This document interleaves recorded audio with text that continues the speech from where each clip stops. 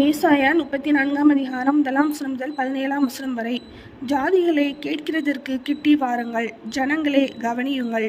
பூமியும் அதன் நிறைவும் பூச்சக்கரமும் அதில் உற்பத்தியான யாவும் கேட்க கடவது.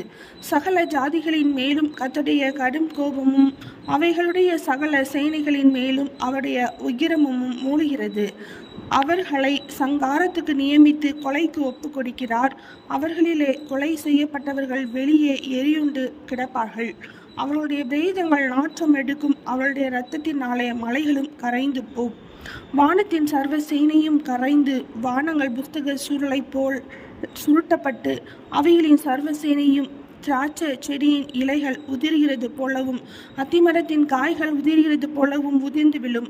வானங்களே, என் பட்டயம் வெறி கொண்டது. இதோ, ஏதோமின் மேலும் நான் சங்காரத்துக்கு நியமித்த ஜனத்தின் மேலும் அது நியாயம் செய்ய இறங்கும்.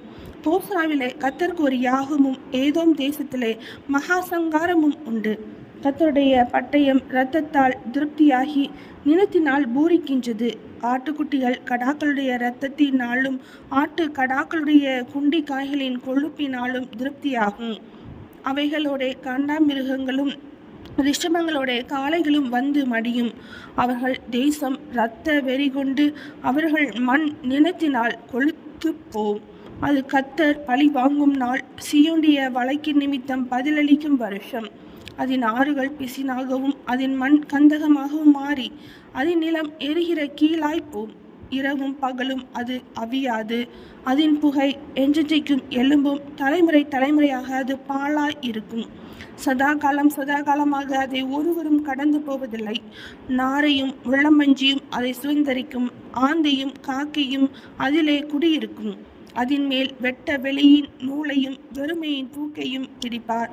ராஜ்யபாரம் பண்ண அதன் மேன் மக்களை அழைத்தால் அங்கே அவர்களில் ஒருவரும் இரார்கள். அதன் பிரபுக்கள் அனைவரும் இல்லாமற் போவார்கள். அதன் அரண்மனைகளில் முட்செடிகளும் அதன் கோட்டைகளில் காஞ்சொரிகளும் முட்பூண்டுகளும் முளைக்கும். அது வலு சர்ப்பங்களின் தாம்பரமும் கோட்டான்களின் மாளிகையுமாய் இருக்கும். அங்கே காட்டு மிருகங்களும் ஓரிகளும் ஒன்றையொன்று சந்தித்து காட்டாட்டை காட்டாடு கூப்பிடும். அங்கே சாக்குருவிகளும் தங்கி இளைப்பாறும் இடத்தை கண்டடையும். அங்கே வல்லூரும் கூடு கட்டி முட்டையிட்டு குஞ்சு பொரித்து அவைகளை தன் நிழலிலே கூட்டிக் கொள்ளும். அங்கே கூலிகளும் ஜோடி ஜோடாக சேரும். கர்த்தருடைய புஸ்தகத்திலே தேடி வாசியுங்கள். இவைகளில் ஒன்றும் குறையாது, இவைகளில் ஒன்றும் ஜோடில்லாதிராது.